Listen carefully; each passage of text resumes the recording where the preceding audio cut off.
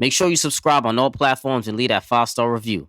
Let's get it. I heard Halliburton did an interview a while ago, and he mentioned my name, didn't it? And for a first-year guy to mention my name, especially all the work I done in this league defensively, I felt it was, I wouldn't say disrespectful, but I remember his words. No, I'm a pro. If you ain't asking me for no tickets, don't start asking me for them now. Talk about it. You are now tuned in to Above the Rim. Hoops talk for the streets. Family, what's good? Welcome back to another edition of Above the Rim. Hoops talk for the streets. You already know how we do, family. Brought to you as always. It's your host, Justin, aka Just Blaze. Family, you know the drill. To get in contact with me, you can always hit me up and follow me on Twitter at JustBlaze_513, on IG at JustBlaze513, on Facebook and YouTube, search Above the Rim Podcast. Also email the show as well, family, Above the Rim NBA Podcast at gmail.com. Tap in and leave a voicemail, 908-718-1592. The line is always open, family. Call in, talk your shit, send me a voicemail, tell me what you want to get mad at. I want to hear, man. Best way to support the show, copy merch, as always. Link is in my bio. Show some love. I appreciate it, of course. Leave a review on iTunes, Spotify. If you're watching on YouTube, also as well, make sure you liking the videos, hit that thumbnail, subscribe, comment, show some love. I want to hear from you all, too. Joining me this week, family. Listen, man, this man is no stranger to the Above the Rim family. Y'all know who this man is right here. One of my favorite guys to pod with. I'm telling you, family. We've been cool for a minute now. I don't remember how many years. I know it's been a couple of years now. Hosted a BAWL on Bulls pod. There we go. The CHGO pod. Make sure you go check him out on there, family. Make sure you follow him from all your Bulls analysis every single game. All around solid, brother. Stand-up guy. We've been friends in this game for a couple of years now, as we said. My dog, Big Dave. What's up, homie? How you doing, my brother? Man, peace, Jess. What's going on with you? Everything's good. Can I just compliment you on this hoodie, though, that you sent me right here, son? Can I compliment you? As a big dude, though, bro. You know what I'm saying? As a big dude, you know what I mean? We got to find our merchandise so we can get it. You feel me? I appreciate you looking out for us. This feel like a warm hug, bro. I promise you. Enjoy feel nice. A virtual hug, my brother. I'm virtual. I appreciate you. And I appreciate you, my brother, for always supporting me, and I support you as well. Family, make sure you go get your BAWL on Bulls hoodies. Get your Above the Rim joints. Make sure you support this merch. Come on, man. We two black kings doing this thing. Support your fam. Get your merch, family. Don't play yourself, all right? You see the snug fit. It feels good. Come on, man. I appreciate you joining me as always, my brother. It's always a pleasure as always. Merch swap, as I said before, don't sleep. Family. So if you didn't know already, you know what my man is here to talk about. You know we're here to talk some Chicago Bulls. But before we do that, let's get into some copping or dropping. Copping or dropping, family. Our thought, a hot take. If my man Dave agrees, he's copping. If he disagrees, he's dropping. Let's get into it, man. We got to talk about some MVP voting because there's some controversy lately, my brother, going on with the MVP race. Who's leading the rankings? People can't decide on who they want to win, and now are getting mad at others for their own opinion of who they want to win MVP. And in my opinion, man, the MVP race this season is taking a different turn this year with other variables coming into play. And when it's just, to me, it's just a matter of preference for a lot of people, right? So, Embiid, Giannis, Jokic, Tatum, Luka, whoever you want to choose, family, is all on you. So, with that being said, Big Dave, copping or dropping this take, my brother. The MVP award has lost its significance over the years. Copping or dropping? Oh, wow. No, I definitely I dropped that one for sure. Okay. That will always mean something, no matter what. And some people, can put their own different thing on it of, it doesn't mean you're the best player. It doesn't mean you're the most important player. They all switch it and change it and all like that. And like you said, it's all sometimes a matter of preference. Mm-hmm. But I've always felt whoever's MVP, no matter who wins, they're a top 3 player in the league. Like, no matter what. There's no surprise there. Like, it's going to be one of the 3 best players in the NBA will win the MVP. For me, that will always matter. That will always be significant. Whether you agree with it or not. There've been a bunch I've disagreed with. There've been a bunch I've agreed Quite a with. few, me too. You know what I'm saying? Like, that's just what it is. That's the part of the game. But nah, man, getting an MVP award in any sport will never lose its significance, because that is who you're holding up as, if you don't think they're the best player, as the most important player. But that's going to be your face of the league going into that next year. That's who you're talking about, regardless of who you like or not. That's who it is, and that is important. You know what I'm saying? That is very important.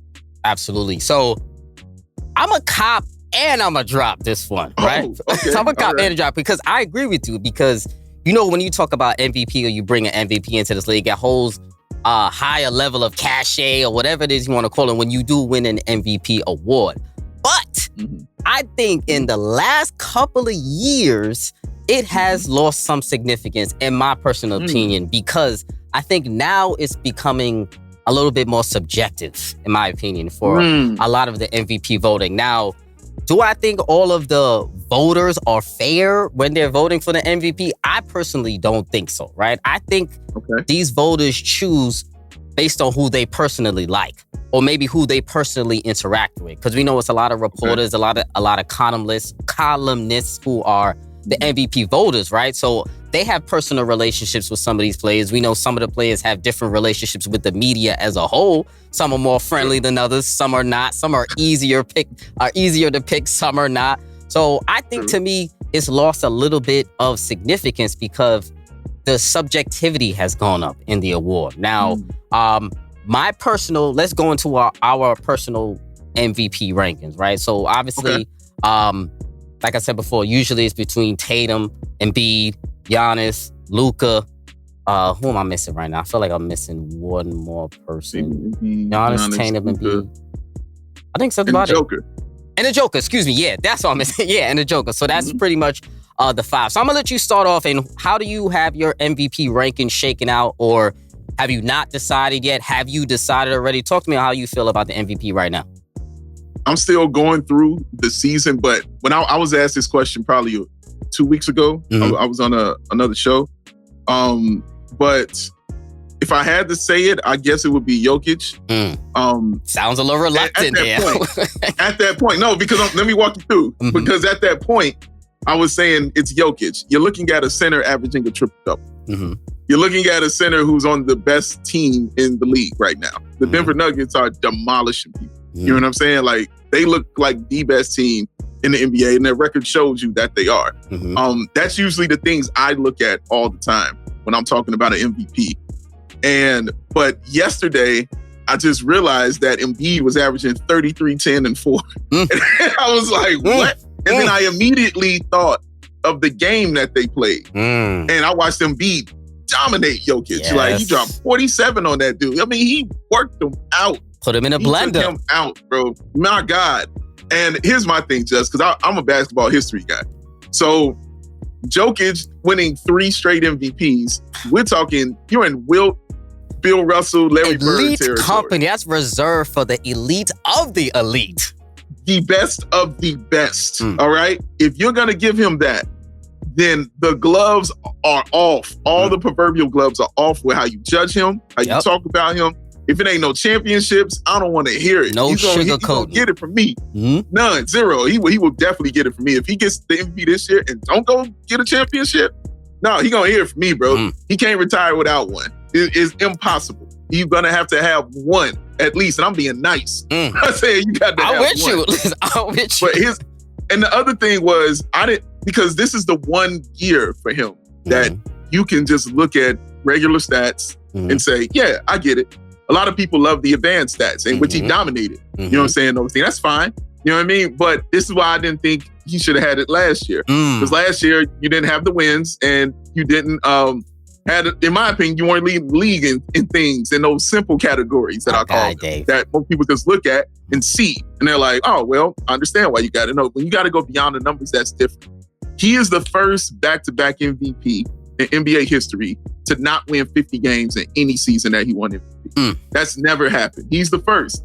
And that reminded me of Steve Nash, who was the first back-to-back MVP to never win a finals, or at least go to a finals. He's the first one to do that. Listen, he wasn't supposed to win those MVPs. Yeah, I was about to say, he wasn't supposed to win no shits either. I gave him one. I understood one. I understood the first one. That made sense. You were the best team in the league. Yes. Enough, fine. Great. That second one? No. Absolutely not. Absolutely not. Come on, that was highway. It was highway robbery, and I'm still pissed. I don't mean to cut you off, but I'm still pissed about that because it was robbery. Kobe had to get the next, which they stopped my son CP from getting that next one because of it. So I have a personal opinion with that. So yeah, my bad.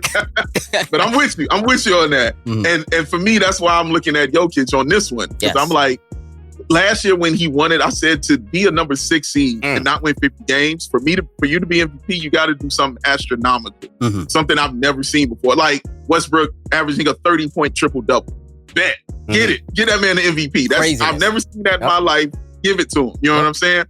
That stuff I saw from Jokic, and I ain't saying he ain't dominant and he ain't cold. Because he absolutely is. I ain't never seen nothing like this dude. He's a bad boy. Special. He's a bad boy. But man, I would not have given it to him last year. I wasn't upset like that, but I'm like, you're putting him in categories early. Yes. That he's got to prove stuff now. Exactly. You know what I'm saying? I got to see it. So if you give it to him 3 times, man, just like he gonna, I promise you gonna hear from me. He gonna hear from me too. Listen, heads are rolling if he get this 3 times. Listen, I'm already gonna say this. People who watch the show already know. The Joker stands have been on my ass for about 2 years now, right?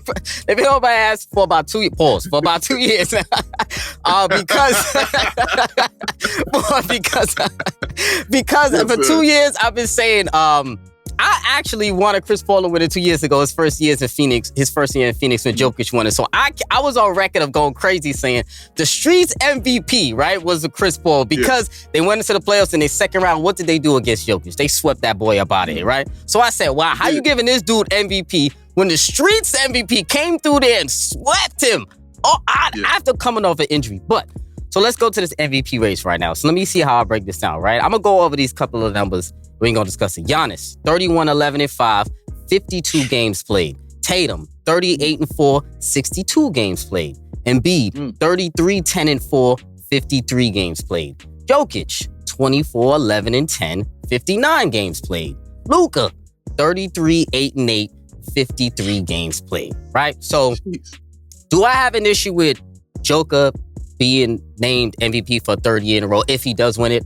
I absolutely do, brothers. I'm here with you. Even though it may be more deserving this year than it was last year, I don't care. Last year, unfortunately, will and should work against Jokic this year. I don't care about these losers saying that it's just a regular season award. Context matters to me. I'm a guy, context matters. And I'm sorry, if you're going to win back-to-back, you cannot be considered a liability on one end of the floor when it matters most in the playoffs. When it matters most. I told people the streets MVP came through, swept Jokic out the lane with an easy game plan. What, the Nuggets play drop coverage against pick and roll? They still play drop coverage against pick and roll. So you know what's going to happen in the playoffs? This shit is going to happen again. I'll tell you that for sure. So, I personally think he got a charity MVP last year. No disrespect, but I think he got a charity MVP just because his teammates were hurt, which is fine and dandy. He got it, right? So to me, how in my MVP rankings, I still got Tatum in the league right now, for me, my personal opinion. So I have Tatum in the league because I went over the games played, right? Tatum is the only one of those candidates who's played over 60 games. He's the only candidate out of those 5 guys where his team is top 5 in offense and top 5 in defense. The only one out of those candidates, right? He went all the way to the finals last year, had major team adversity, brand new coach that he had no say in, and came back even stronger this year. So to me, JT has played in the most games. He's the only one in top 5 in defensive rating, and he's the best two-way player, in my opinion, of that group. Maybe Giannis, you can have a case there also. But to me, I got JT right now, and Jokic should definitely not get that MVP award, my brother. I ain't gonna lie to you. Yeah, I don't think they want to put that on him like that, man. Like, and again, he's having a great season, but again, it's like you said, it's what they did last year that is putting that pressure on so hard on him this year. You know what I'm saying? Absolutely. Like, if he had led something in one of them categories, and I'm talking about the regular fan category. You know, everybody tells me about the win share, you know what I'm saying? This percentage, that percentage. I feel that's great. I feel you. All that's great. You know what I mean? But the MVP is supposed to be for people who, especially for people who don't really watch the game. Yes. They can sit and they watch. You're like, oh, this dude won the MVP award. Like, check him out. Oh, what did he lead the league in? You know what I mean? With total rebounds? You know what I'm saying? Like, no, bro, and B led the league in scoring as a center, which is crazy. As a center. And yeah. Dude, and it's fun. And another thing on the side note, it's wild that this league isn't set up for centers right now, and the centers have been dominating for about the past 5 years. Exactly, right? The way the team should, I 100% agree with that. Damn, I like that you brought that up. That's another episode for another day. I really like that. I might have to bring you back in the summer when we talk about that, man. How the game has changed. I like that, brother. I like that. I agree with you, man. And yeah, so I feel like the MVP right now is basically more narrative-based, more than ever now. And low key, before we move on, I feel like I'm starting to think that the betting odds are somehow starting to dictate who the next MVP is, because it's becoming very, very critical now to MVP voting. You see everyone is talking about the spread each and every time. So I feel like the voters are swayed a little bit by the betting odds also as well. Because listen, let's not be naive about this. They be betting on these awards too. Everybody does. That's hard to argue. Come on now. Come on. Hard to argue. Sir. Yeah, man. So let's moving on, my brother. Let's talk about some Chicago Bulls, right? Before we get into the logistics of the season, I wanted you to talk about your Bulls in Paris experience, my brother, man, because I know the Bulls went to Paris. Was it last month or January? Was it January? January. It was January, yeah. Played a game in France. They played against the Detroit Pistons. Big Dave and the crew got the opportunity to head up there and cover the team, do some shows, man. Talk to the fan. What was the experience like heading over there to Paris with the Chicago Bulls, brother? Talk to me a little bit about that. Man, you know what? Everything you could probably think something like that would be, it was that. It was a special trip. We out there for a week. Oh, that's a good amount of time. Yeah, that's a full week, nice 7 days, full week? Full week, 7 days. Yeah, we went out there Monday. But no, we went out there Monday and we came back Sunday. Oh, that's a nice hefty trip. Sundays we came back. Yeah. So we were out there hanging. So just the beauty, you know, that city really has a breath to it. Yes. Like it breathes. You know what I'm saying? And you can tell that, you know, it's made for people, if that makes sense. Like there's no real everything's about life out there. You know what I'm saying? And appreciating it, like the history of the buildings, you know, when you walk around and the way, you know, the sun kissed certain buildings and, you know what I'm saying? Everything kind of moved, you know, in unison in that city. And you were soaking it in. Stuff like that. Yeah, bro. I took it all in, brother. I really did. Yeah. I took so many pictures. I ain't even know a guy like that to be out here taking photos like that. I'm like, bro, I'm in Paris. Like, I got to take all this. You know what I'm saying? What am I doing? Now, you got to. Come on. You need that. You need that to show the kids. Come on, man. You know what I mean? Real talk, man. Real talk. And so, also we had our guy, Ryan Green, who's our photographer for the whole company. You know, he documented everything. That's a documentary you can see on it on YouTube. Okay. CHGO in Paris Experience. You can watch that. There, we got to run into our boy Ayo Dosunmu, interview him while we were at the Louvre, talk to him like that. And Matt, you know, met his hero, Joakim Noah. Yeah, I saw the photo of him too with the shirt on it. Yeah, bro. Listen, that man cried like hard. You know what I'm saying? That was good to see, man. That was good to see. Hard, bro. You know what I mean? And he loves that man. You know what I'm saying? Very much. And I was just happy to be involved in facilitating that. Yeah. You know, because it's definitely a science too. You know what I mean? I was just trying to tell, hey, bro, don't worry, I got you. I know, Big Dave. When you say you gonna make it happen, you gonna make it happen, brother. I know. That's what it is. And I told him before we left. And I was like, if Joakim Noah's there, we're going to meet him. And he was like, nah, man, well, you know, we'll see what happens. I'm like, no. Oh, man. If Joakim Noah's there, we're going to meet him, bro. It's going to happen. And not only did he meet him, he gave him an experience because he had on his Joakim Noah shirt. Joe saw the shirt. He was like, what? Oh, man, I see you, man. Let's take this picture. You know what I'm saying? He got taking pictures with him. You know what I mean? And then people crowding around him. Like, he became a celebrity for like the next 5 minutes. And that's key. Joakim Noah walked back by him and was like, oh, you hot right now, huh? Okay, what's up, man? You hot right now. Let's take some more pictures. You know what I'm saying? And let's put some more. So it was a great moment, you know what I'm saying, for him on that. But man, just me personally, just seeing, you know, all the art, all the graffiti, you know what I'm saying, that was there, you know, just meeting people who were so into hip hop, you know what I'm saying, that were there having those kind of discussions. Going to the jazz, I spent, a night in the jazz club while I was out there, bro, and that was special too. Like, nice. It's just honestly a special place, man. I highly recommend everybody go if they get the opportunity. For sure. Bulls fan. The wildest thing just was I'm in another country and people knew who I was. Damn, that's what I'm talking about. I'm in line. I just met LeVar Ball. I saw that too. Yeah, the Godfather. Yeah. You know what I'm saying? Yeah. You know what I mean? And I'm leaving out, and all I just keep hearing somebody's like, Big Dave. Yeah. What the hell? That's We out here. You know what I'm saying? And that's solid, brother. Turn around, he's like, yo, I love y'all show, this and that. And he taking pictures with us. And then another person came up to us, was like, yo, I'm from Dublin. You know what I'm saying? Dude, I watch y'all all the time, this and that. You know what I mean? That's probably the biggest. Yeah, that's the beauty. Like, wow. Yeah. You know what I mean? That's the beauty of this hoop talk thing, man. It can really bring a lot of people together, the beauty of the hoop talk. Look at us. It brought us together. So, you know what I'm saying? Like, you never know who's watching, you know what I'm saying? Or paying attention to what you're doing. So absolutely. Just always keep at it. You know what I mean? When you're doing it, bro. Because you don't know who's enjoying what you're doing. Somebody out there is looking at you. You're right. Really. You're right. Couldn't have said that any better, my brother. Absolutely. So let's get into some on-court stuff for the Chicago Bulls this season, right? They had a up and down season, I would say, to say the least this year. Having such a promising year last year, then kind of regressed in terms of performance this year. Fighting to get into the playoffs right now. Currently in the play-in, Toronto, Atlanta, Miami is a little bit ahead of them. So the Bulls, bottom 10 offensive team, top 10 defensive rating in the NBA right now. The three major statistical categories, points, rebounds, and assists per game as a team. The Bulls are bottom 10 in the league right now, and all three of them, which I don't like, right? Levine and DeRozan both giving you 24 a night. Vooch giving you 17. I've called the Bulls in the previous episode one of my most disappointing teams of the year, and I'm not happy to say that.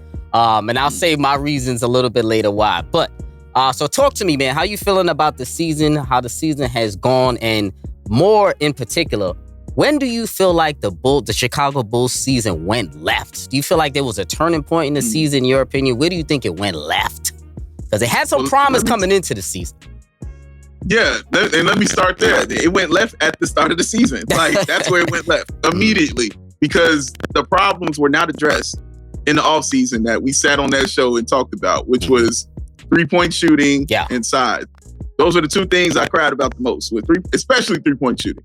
And I was like, okay, you got to get somebody to shoot the basketball, because this is today's NBA. You're not winning anything if somebody can't shoot, period, point blank. You're not doing that. So they didn't do any of that. They didn't get any three-point shooting. They got Drummond kind of, you know what I'm saying, at the end, you know what I mean, and things like that. Okay. But that's not addressing the main size issue that I was talking about. Plus, they lost. They had a rookie, Justin Lewis, out of Marquette.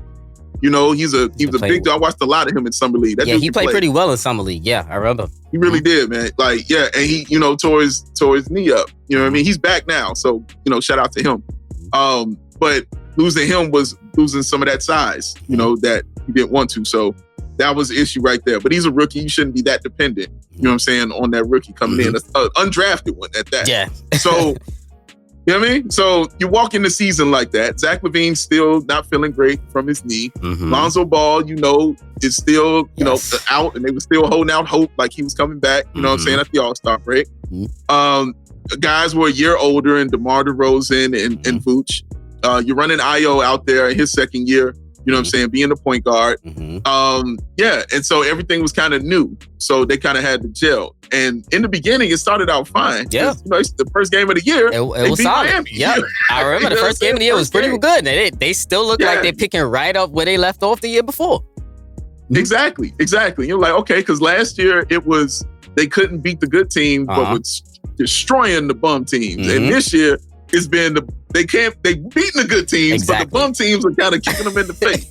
You know what I'm saying? So, and in NBA, like, you need to win those games to maintain a position, a higher position, in your draft. So I mean, in the playoff ranking. Yeah. So it started early for them. I put losing on everybody. I don't put losing on one thing. I always feel like losing is a failure for every single person involved. Everybody did something wrong. You know what I mean? Because some people don't want to blame Billy. Some people don't want to blame Zach. Some people, you know what I mean, just don't want to blame AK, you know what I'm saying, everything and stuff that they did. Yeah. I blame all of them. Yeah. You know Everybody gets it. I agree. Everybody gets a piece, just everybody gets a piece of this. But I think that's where it went left, man. They didn't have any cohesion. You know, guys weren't playing for each other. You could look out there and see it. You know, no defense was really being played. Yeah. They were giving up 150 points to Minnesota. You know what I mean? They were getting thrashed by just these teams. I mean, you gave up 71, you know what I mean, to Don Mitchell. Come on. I mean, you were just getting thrashed out there. Yeah. And within all that, they still were maintaining. You know what I'm saying? Because like you said, the defense. Yeah. You know, top 10 defense. Oh.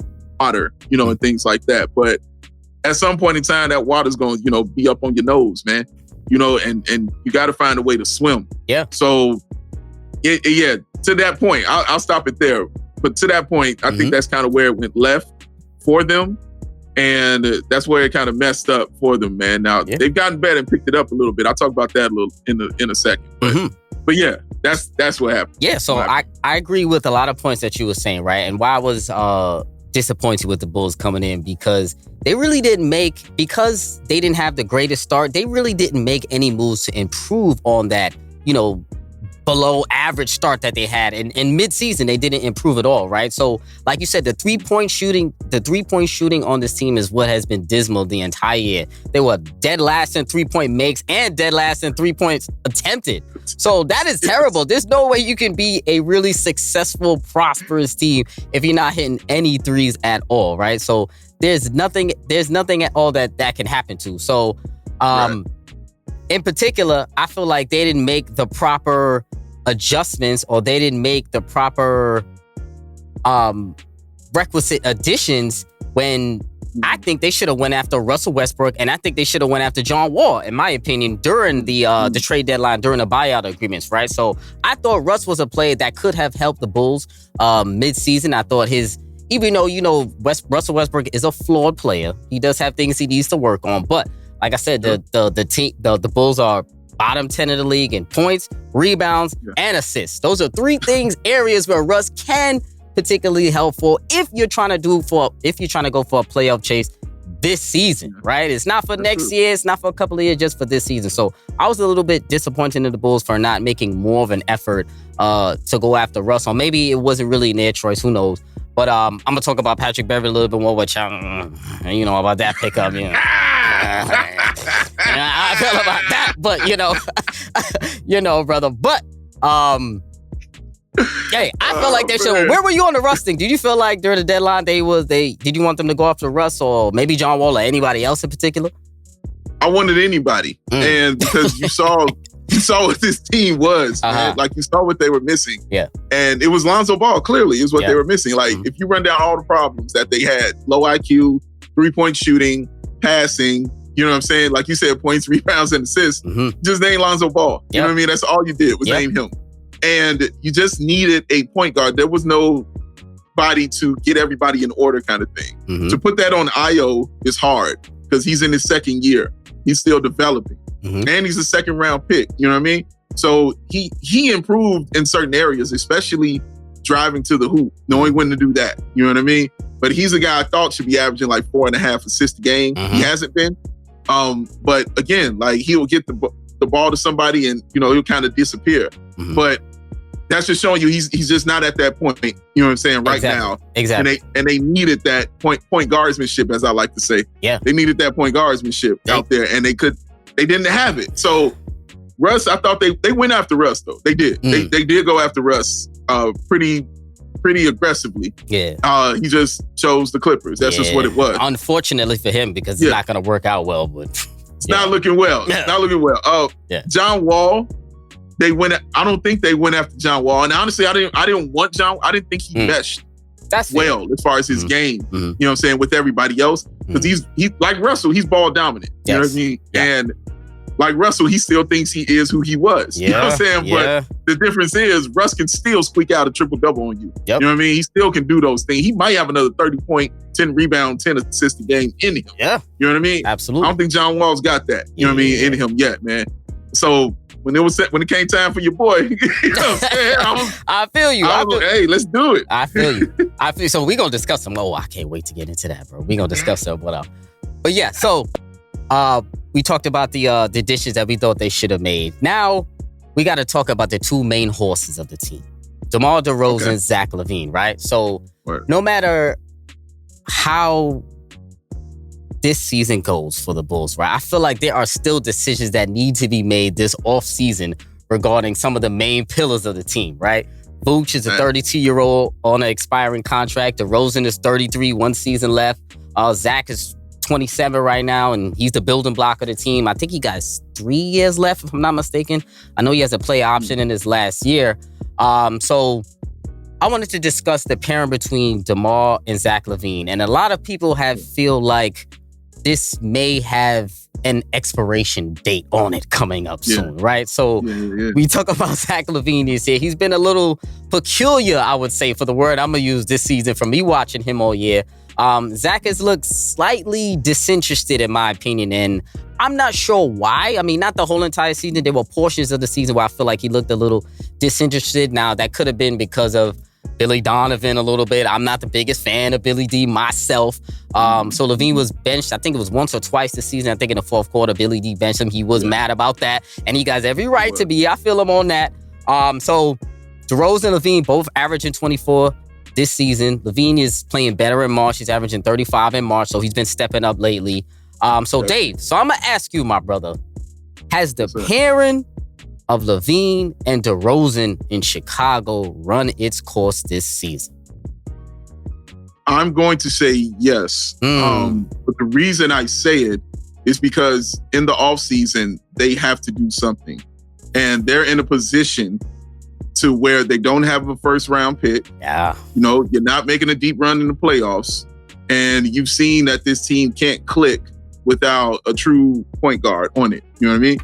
So how do you get one? You don't have any assets really to give up. So you got to start unloading the assets that you might not want to, which is Vooch and which is DeMar. Now, I was so through with the Bulls at the deadline.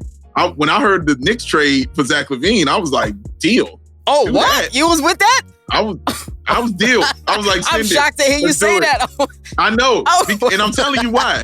I can't believe that. Yeah. Because of the reasons you just said about Zach, he looked disinterested. He really did. He looked disinterested. Okay, I thought I was tripping. He needed more threes, and he wouldn't take threes. Like, you're the best you one of the best catch and shoot three-point shooters in the league. Yes. That man's about 45% on a catch and shoot, and refused to do catch and shoot threes. Yeah. He would take about 3 of them a game. Yeah. You know what I mean? 3 or 4 a game. And Billy even said it, like, I need 10 to 15 threes from Zach. He wouldn't need to do that. He's a great shooter. I don't see what the problem is. Incredible shooter. Started taking mid-range shots. He would start dribble, then pull up. Yep. You can't do that. That ain't on him. That ain't his game. He turns the ball over because he's not a great ball handler. So they would take the ball from him. His game was just off. Everything was completely off. I was like, is this the Clutch Sports playbook at work right here? You sign your contract and then you go take yourself out of the game so you can get that to good old Clutch. You know what I mean? Is this the Clutch? You know that's a Clutch tactic. Yo, Dave, you be knowing, son. You be knowing, son. Bro, that's what it felt like. I'm just sitting there like this. Look oddly familiar. You know what I'm saying? Oddly familiar. Lower some keys, though. I'm saying, and it bothered me. So when I heard everything they wanted to give back, I was like, man, do it. Like, come on, they got to do a reset at some point. Yeah, just do it. And I don't think it went through because they said, again, this is all rumored, but it was rumored that Tibbs didn't want to give up Grimes, who I love. Grimes, awesome. He would have been nice in Chicago. Man, really nice. And he didn't want to give that up. So cool. You think the Bulls would give up Levine, though? You think they would? Probably not, but that's what was on the table. I feel like they wouldn't pull that trigger. I feel like they might be too scared for that. Probably not. Like, look, if Artur is preaching continuity, then he obviously didn't want to do that. You know what I'm saying? He's been preaching it about that would have been major. Would have been colossal. Sending him to the Knicks. At the deadline? Oh my God. I ain't want to send that to the Knicks, Lord knows. That would be major. Yo, oh wow. I didn't want to give the Knicks that at all, but I needed something. I was like, we got to do something, man. I know what we need, and we did nothing. Yeah. You know what I'm saying? After that, you didn't improve the shoot. You did nothing. Yeah. They were the only team. The only team, before they did Patrick Beverley, they were the only team who made no moves. Out of 30 teams, 29 other teams made a move except you. You didn't do anything. That bothered me to no end. So that's why I was on that. Now, after that, Zach has come back and has just been on a tear, a violent tear. He looks like a true NBA stud. Yeah. His burst is back. His cut is back. 35 in March, doing well. Dude, he's doing incredibly well and has clearly taken that number one spot. DeRozan is kind of falling back because of that hip injury that really bothered him. You know what I'm saying? That's one thing. But two, it could be just father time at the same time. You know what I mean? Just rearing its head. But he's still DeMar. He's still a bucket. You know what I mean? That thing's still gonna happen. I knew it changed. Go ahead. No, let me jump in there really quick because you said something great, and I want you to expand on that a little bit, right? So when you said Zach Levine has came here and taken over the team, right? I don't know if you remember last episode you were here. It was a while ago. I addressed the leadership aspect of the Chicago Bulls, right? And I asked you whose team would it be, or if it matters, whose team it was. And you said they might be, I said that they would favor DeMar DeRozan eventually because he was the vet on that team. And then maybe you see now they kind of dial it back a little bit. So do you think it mattered at all whose team it was? Or do you feel like it's like a shift now, as in from DeMar now to Zach in that aspect? Because you said now Zach has taken over the team now recently. Yeah, I think it's more of a shift than anything. That's just what it's been. Zach isn't, playing the second fiddle to it anymore. He's D1. And again, that injury to DeMar, who's been dealing with a hip injury, and DeMar's an Iron Man. He don't care. He's playing. Yeah. So he's not going to talk about it like it hurt him or anything like that, but it's bothering him. You can see it in his game that it's truly bothering him. The man sat out 3 games, I believe. Because of that hip. He sat out 3 straight games, which is not DeMar DeRozan stuff. That's not what he do. So in those games, you saw Zach, he had a 40-point game within one of those games, you know? That's what he was, and he just got more comfortable and he looks healthier. You know what I mean? He just looks more spry. You know what I mean? In the way he's playing. So in that instance, you have to say that he's the one that is taking it over. You know what I mean? And the one that is leading the team. Which is important right now. On the court. Incredibly important. He's the fastest one. He's the one, still one of the top 3 quickest first steps in the league. I've been saying that since he got here. He's had that. And now he's utilizing it and putting this little, move where you can't take the ball from him because it's easy to strip the ball from him. He's learning how to keep it up here and then make his move and then go up and score. Maturity in the game. That's what that is. Correct. So it's been a lot of growth in Zach Levine in this short amount of time after the All-Star break. It's been a lot of growth in his game. And DeMar, who hasn't had a problem, with taking that role where he is now, because I still need you because you're DeMar DeRozan, bro. You a bucket, period. You know what I'm saying? So you don't lose guys who can get those kind of buckets. Let me tell you this real quick. I knew it had changed because Zach Levine started getting free throw attempts. So, Bulls fans were talking about his free throw attempts early in the year for sure. Yep. Brother, man, listen, I've been on the free throw chain for a long time with this man. This man had a back-to-back games of double-digit free throws. That has only happened 3 times in his career. 3. Since he's been with the Bulls, I should say. Ridiculous. 3 times. Well, no. In his career. I'm right about that. In his career in the NBA. 3 times. Ridiculous. The last time it happened was 2019. It's been that long. Wow. That long. Back-to-back games of double-digit free. My God. That's you can't get 10 free throws out of this. So that's when I knew a shift that was occurring out here. Yeah, so I like that you said that. So when we talk about his free throw shooting, his free throw attempts, and also late game situations is also a way how you can tell how the leadership may be changing. Because sometimes I feel like from my vantage point, when I'm watching the Bulls, because I watch every single team every year, no matter what, I'm a damn maniac. But sometimes I feel like at the end of the games when I'm watching the Bulls, sometimes the offense tends to stall at a point in them late game situations and it's either DeMar or it's Levine.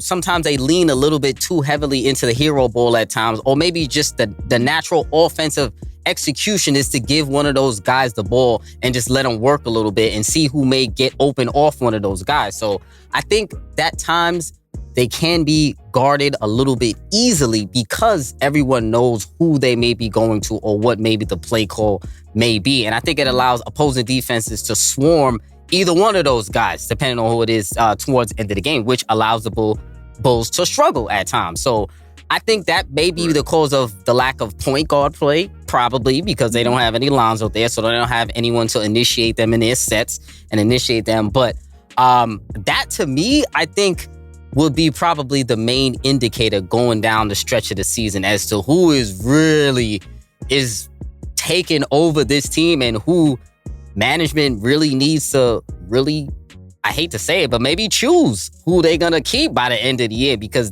I know that Zach Levine is younger, but maybe they've seen a little bit too much of Zach Levine where they're like, hey, maybe he might be stale as the number one star. Who knows? That can happen on any guy. So, and maybe they can get more for Zach Levine than they would be able to get for DeMar DeRozan. So that may also be a factor. So you feel like at the end of the year, it's a wrap for those two, for this pairing?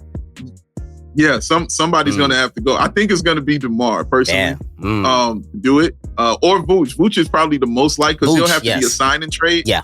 He'll have to be a sign and trade, because they didn't trade him, at the deadline, so they want to play it out.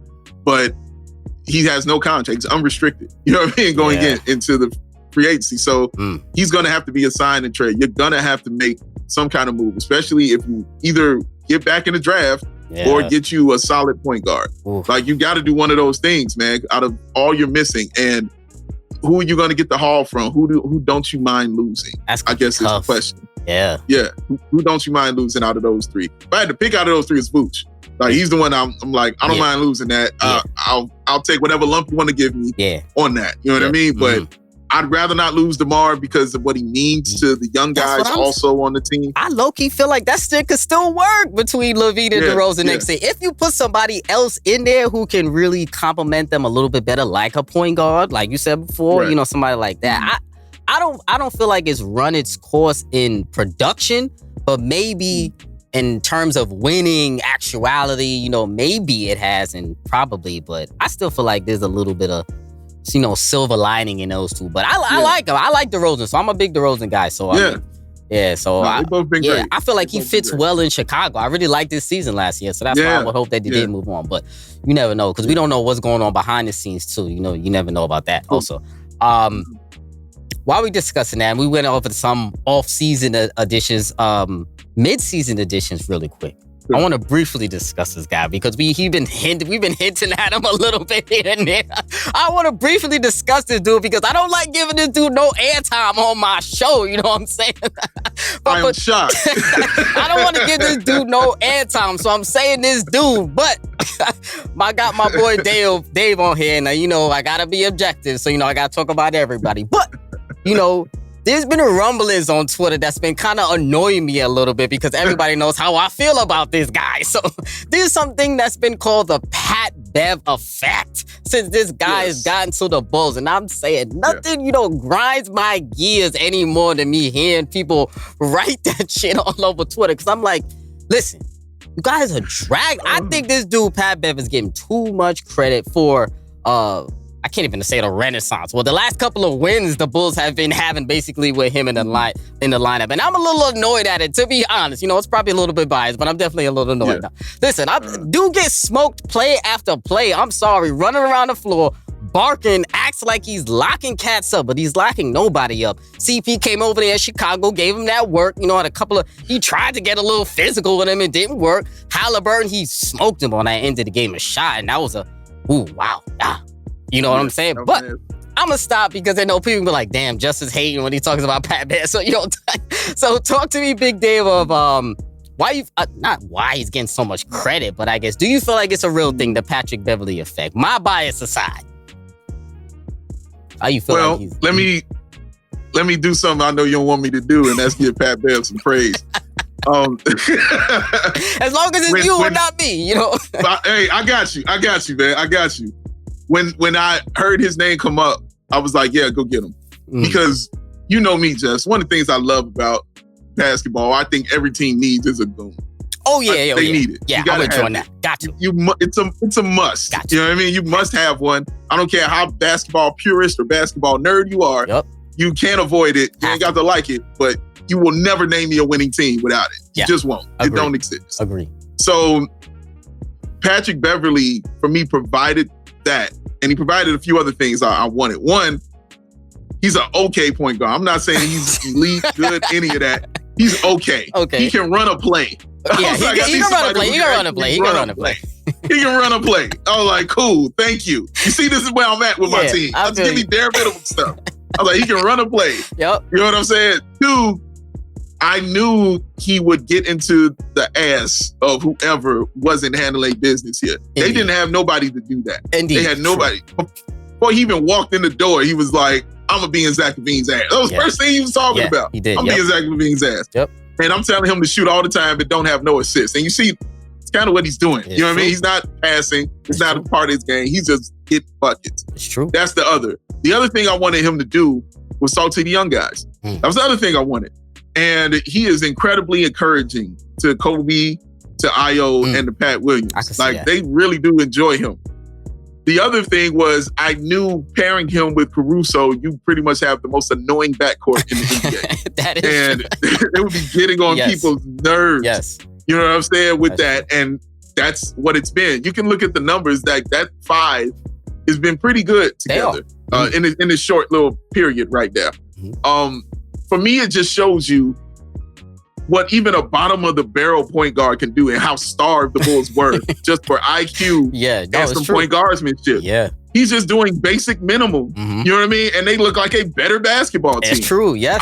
I credit him for being, who he is as far as him putting in the effort that he does. Because again, yesterday he had 10 rebounds. Yeah, I mean, he had a good game yesterday against the Rockets. I'm not gonna lie, reluctantly, I was looking at that shit. I'm like, look at this guy trying to even talking shit too. But he had a good game. So I was like, all right, he actually hooping right now. I ain't mad. Because I'm like, I know I had to talk about him today, so I'm like, all right.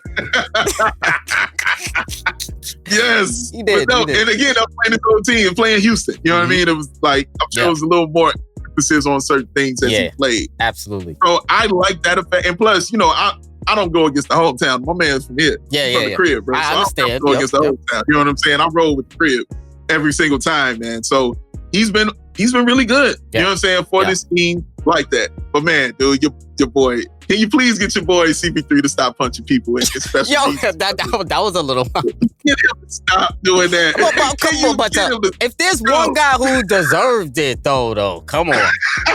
If there's one guy who I don't care about him doing it to, this guy, the way he was talking real greasy all summer, he deserved that shit. I ain't gonna lie. Talk about cone. What a cone. You knew it was coming. But I didn't know that was coming. You know what I mean? But I knew something was coming. CP, he gotta chill out on that shit. I'm not gonna lie. I don't even, you know what's crazy? I don't even know if he even realized he's doing that. I feel like it's like a reflex or something like that. A reflex? I feel like the way, because it's like, it doesn't even look premeditated sometimes. It's just so random in the middle of a play, but who he is. Yeah, but the cameras catch everything, so I don't know why he even does it. I'm like, bro, you're not gonna get away with it, so you might as well just stop the shit. But he does it, bro. Yeah. Since I know him, that's how he been doing it. Come on, we know him. It's just Wake Forest shit. We know that, man. Right. That's the first. I was like, wait, what? Rewind that. I was like, yo, that's crazy. I know. But yeah, Pat, he's been solid for the team. And again, I'm not saying he's the answer. You know what I'm saying, or anything like that. But he's been solid and he has helped his team. You know what I'm saying? He's definitely helped. He has helped the team. Yeah, I would say that. For me, my bias aside, he has helped the team. He has brought new energy and new life into the Bulls lineup. So that I would give that to him. And like you said, they needed some accountability on that side. So I do like that he's bringing accountability. I saw him yelling at Vooch in that play. That was a big. That was actually bad. Vooch wasn't trying to hear it, and I ain't mad at him because Vooch wasn't trying to hear it, but he was dead ass wrong for missing that assignment, and Patrick Beverley was letting him know. But also, Patrick Beverley got blown by in that same possession, which also allowed Vooch to be nowhere to be found. So it was two wrongs. Right. And two wrongs don't make a right. So at all. Yeah. Yeah. So I feel him on that. I wanted to talk about Lauri Markkanen real quick, right? Because we discussed it a little bit before the episode right here. You called me out on it. You said I was tripping a little bit on my most improved player ranking. So I want to talk about this a little bit, my brother. So Bulls guy, Lauri Markkanen, right? We know Lauri Markkanen. He earned his first All-Star nod this year. He started his career in Chicago, as we know. It was a draft night trade to Chicago. I think it was a draft night trade there, yeah. And then Bulls had him for a couple of years, then dealt him away to Cleveland in that 3-team deal. I forgot what they got back. I think it was Derrick Jones Jr., I think they got back in that deal. Yeah, in the first round pick. Derrick Jones Jr. and a pick from Portland. Yeah, which is kind of crazy when you look back at it now, because now he's an all-star, you know what I'm saying? But Lauri Markkanen has become a star in Utah, averaging 25 on 51% shooting from the field. Very high on the most improved player rankings. Probably the favorite right now. So I know you can't speak for everyone, but as a general consensus, Big Dave, do Bulls fans or you regret trading away Lauri Markkanen or losing Lauri Markkanen now? Well, let me speak for me, because from one, Just, I've been a big Lauri Markkanen guy for a long time. And I took a lot of shit, you know what I'm saying, for Lauri Markkanen, from fans and from you are very high on him. Always, I give you credit for that. You are always big on Lauri Markkanen. Yep. And when he went to Utah, and my friends will back me up on this, like my guy Matt, who I do CHGO Bulls, he'll definitely back me up on this. I immediately told him, that dude's gonna snap. Watch what I say. He's going to snap. And he was like, what you mean? I was like, bro, he's in the right scenario right now, and he's home. I was like, he's in Utah, and it's cold. That's basically Finland West. Yeah, you know what I'm real, saying? Yeah. I was like, it's a ton of white people, and it's cold. Like, he's comfortable. You know what I mean? He's going to love this. Zero pressure. Then I even read about when he was looking at colleges with his father, and he said he stopped in Utah first and didn't want to go anywhere else. He was like, I love Utah. Oh, damn. I read it. He was like, I love Utah. It was great. He was like, it just really felt like home. And I was like, that's exactly what I said. And he was like, I went to Arizona because it was different. You know what I mean? I wanted something new, and I wanted something different. So I ended up there. He was like, right. He was like, but Utah, he was like, I loved it. He was like, I really didn't want to leave it. He was like, it was great. I was like, yes. And that's how I felt, because if you look at the times the Bulls played Utah, he always had a good game. Always. Yeah. Always had a good game. I'm going to go do the numbers on it on another day, but he's always had a good game against them. But he is really, and I credit the coach, you know what I'm saying, there as well, but they built around him. Certain guys you got to build around and put that belief in them to do their thing. Yeah. And certain guys have to be comfortable, Just. There are players who are comfortable with the uncomfortable, but there are some who are more better when they are comfortable. And Lauri just needed to be comfortable and in a place where somebody truly believed in him. Yeah. You know what I'm saying? So when he was here, that wasn't the case. They were trying to make him into something that he wasn't. They'll play him at center. You know what I mean? Like, you're 7 feet tall, you can play center, right? Like, no, he can't. They was like, they'll play him there. They'll play him at, the 3. Cleveland's playing him at the 3. Yeah, they would just have him, Bulls just have him shoot threes all day long. I feel like he's always been out of position, kind of, when he's been playing up until this point. Yeah. Up until this point, correct. And granted, some of this is definitely on him, because he wasn't, putting it out there or demanding of the basketball, and doing all those things like that. But that's why I would be so frustrated, because I would watch those tapes of him in Finland. Like, who is this Dirk Nowitzki dude? And then you get here, and I'm like, you Mark Eaton. He's looking very, he's looking very Dirk-ish this year, though. I'll tell you that. Super Dirk-ish. Super got a Dirk cape on. Bruh. Dirk killing him. But to answer your question, I don't regret it, because I knew he had to leave. I knew it. I was like, he's not going to thrive here. He has to go. There are a lot of Bulls fans who are pissed. Yeah, that's what I'm saying. The general consensus, a lot of them are pissed. Yeah. A lot of them are pissed. But I tell them all the time, bro, it was not going to work here. Not here. Not the way. And listen to him talk about his time in Chicago. He talked about how he lost his love of the game. How he didn't like playing basketball anymore. Bro, this is literally why you in the country. Yeah. It's to play basketball. He didn't feel as comfortable over there. Yeah. Exactly, man. He needed that comfort level. Looking at him now, he's got the throw out.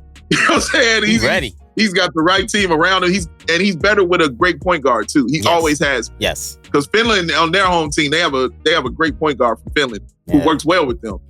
He works well with a really good point guard. You know what I'm saying? You got to have one, and then it's better for him. You have to. You build around that kind of guy, man. He's a talent you build around, and that's what they did.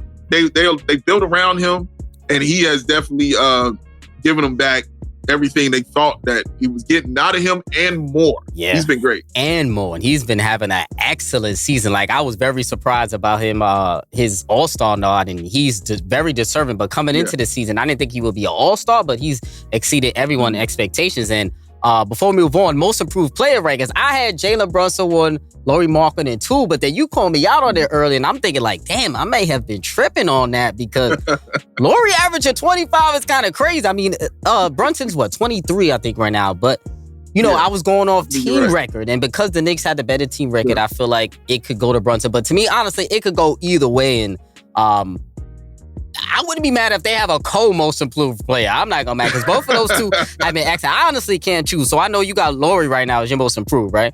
Yeah. It's Lauri, though. It's him. Like, it's hard to tell a dude who went from nothing to being an all-star starter. Yeah, but you may have some Knick bias against the Knicks, though. That maybe you don't want to root for one of their guys, though. It could be that too. You can say that. You honestly could say that, but the problem is I'm not wrong in this case. That's the problem. That's the issue.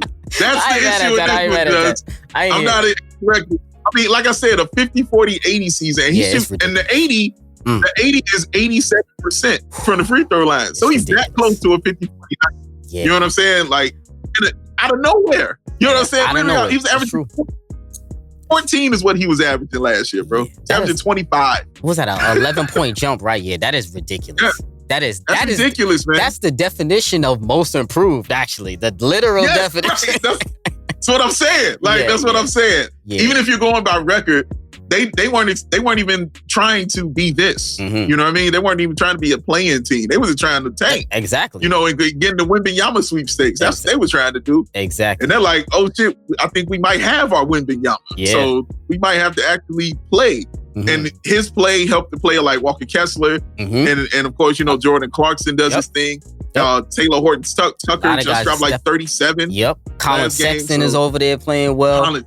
Yeah, man. They got a couple of dudes. Yeah, it advanced everybody out there, man. And Lauri is just, I've never seen him so demanding of the basketball. Yeah. You know, he's been looking very confident, very assertive all year, and I really love to see that from him. Brings a tear to my eye, man. I went on the tour. I know you be getting on because it'd be like, you got to talk your shit on Twitter. Yeah, on Lowry? Oh, I went on an apology tour, man. brother.